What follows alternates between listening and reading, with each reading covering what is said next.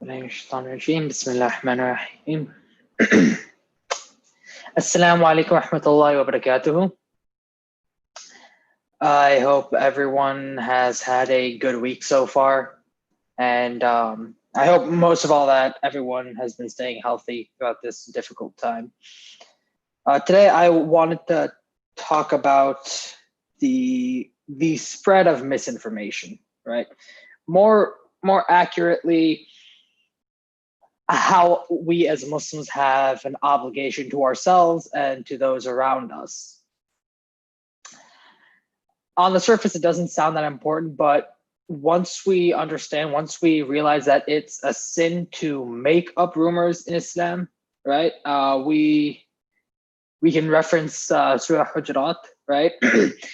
بسم الله الرحمن الرحيم يا أيها الذين آمنوا إن جاءكم فاسق بنبأ فتبينوا أن تصيبوا قوما بجهالة فتصبحوا على ما فعلتم نادمين. Right?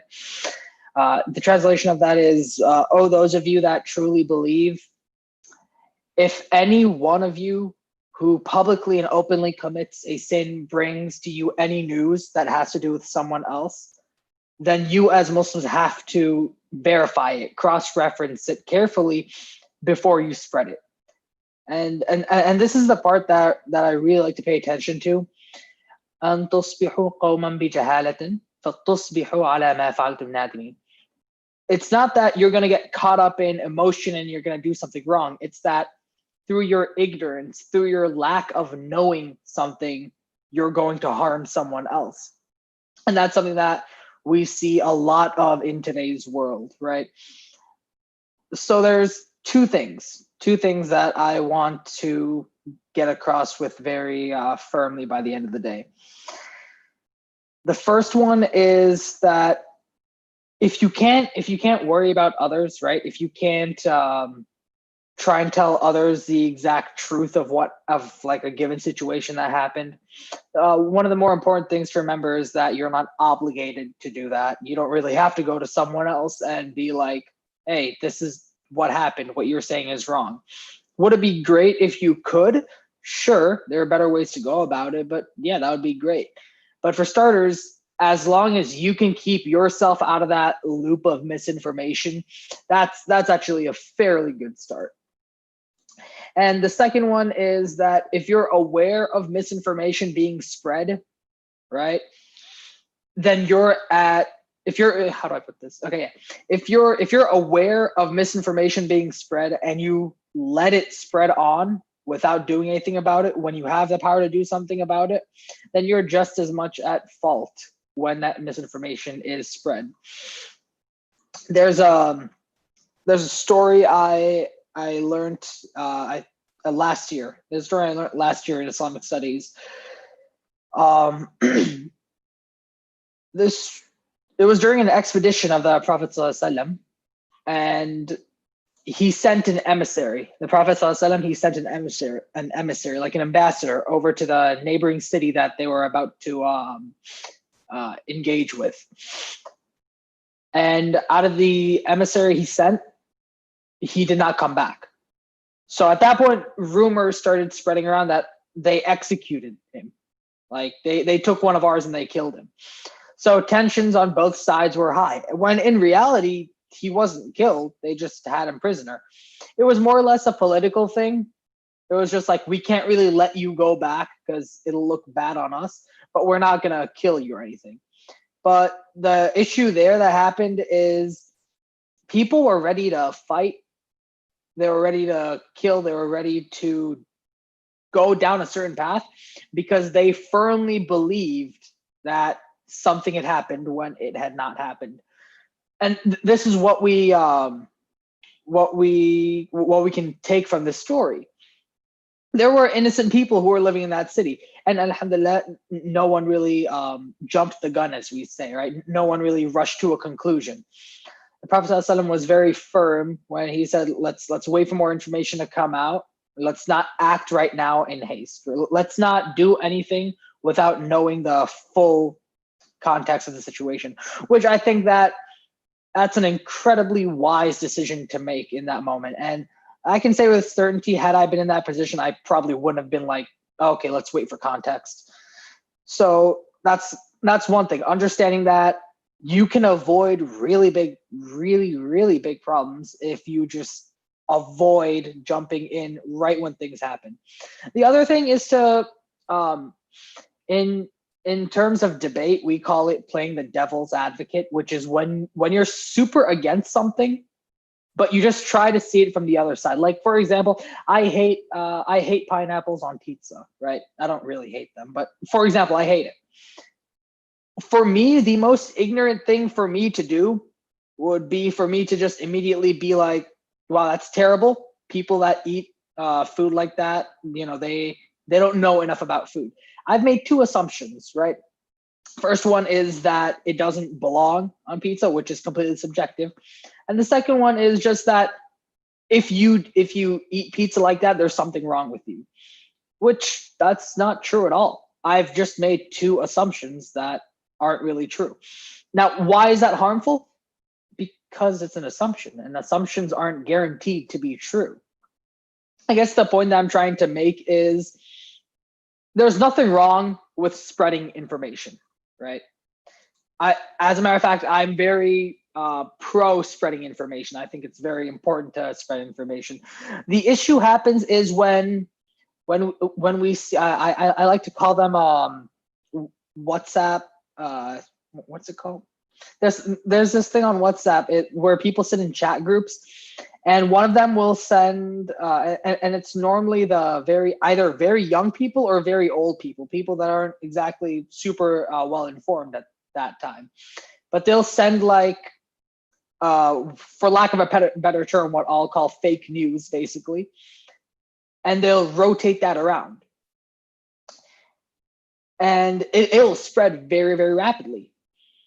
One of the things that has spread very, very quickly and very rapidly is so there's two ideas, and the first one is fairly controversial, but at the end of the day, I can say this because I've been following it since 2015. This is when it went full mainstream. In China, for those of you that are new to the situation or just finding about this year or last year, there's a Turkic ethnic minority. They're called the Uyghurs, and they live in a specific district of China that, for lack of a better term, does not like Muslims at all. So they've basically started doing what we would refer to in political science as ethnic cleansing, which it's a very polite way, a very politically correct way of saying that we don't like your beliefs, we don't like your ethnicity, your race, so we're just going to wipe you off the face of the earth. That's what it is. That's terrible. It's absolutely disgusting that things like that happen, and the world has not done anything about it. Now, what does that have to do with any of my main points? First and foremost, there was a rumor going around last year in December, and this was when I first saw it on Twitter, and it went, the death count for the Uyghur Muslim internment camps has passed the Holocaust. Again, last I checked, the death toll for the Holocaust was 6 million, and the one in China right now that is being done to the Muslims has passed right above 2 million. It's terrible, yes, but spreading false information like that doesn't really do anything to better our case. Now, it's very important that I do clarify here that no one here sat down. I genuinely doubt, and I hope that as another Muslim, no one sat down and went, you know what, I know this many Muslims did not die, but I'm going to spread it anyway. It doesn't matter if it's false, I just have to get people aware of that.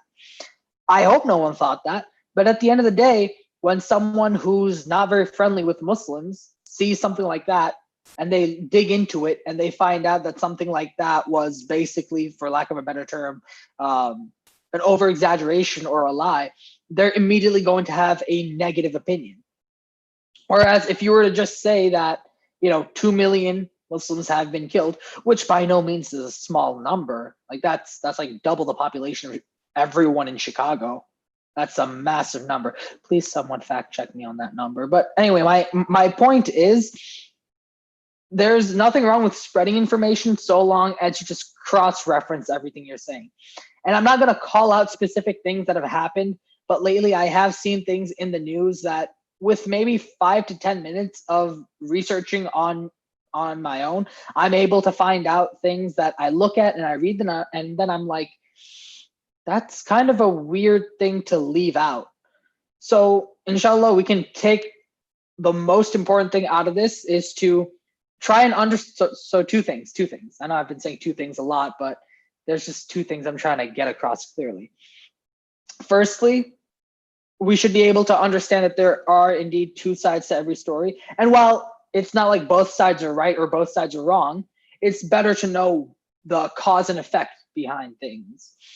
And the second one is, once you know the cause and effect, find out as much information about things as you can, because it's you're not going to solve the problem. You're not going to add to the solution at all by spreading misinformation about something, whether it's intentionally or unintentionally. I know what some of you are probably thinking right now. You're like, okay, if it's unintentional, how is it my fault? Well, I mean, if you have a few seconds to forward a news clipping or an article you should probably have a few seconds to read the article for yourself and then look at it and then research on that article for another minute or two. And I know it sounds like I'm advocating for something completely impossible, but like it'll take me a minute or two at the most. So as Muslims, I think it's our most important job to be able to clarify misinformation, especially when it has to do with our own society and the way we fit ourselves into society. So again, I don't want to get my message confused. I'm not saying conform to society or anything at all. We're Muslims, that's who we are. That's something we're supposed to be proud of. It's something that we shouldn't try to hide. But at the end of the day, when someone is spreading misinformation, it is our responsibility as Muslims to either speak out against it or formally acknowledge within ourselves that, yes, what happened here is wrong.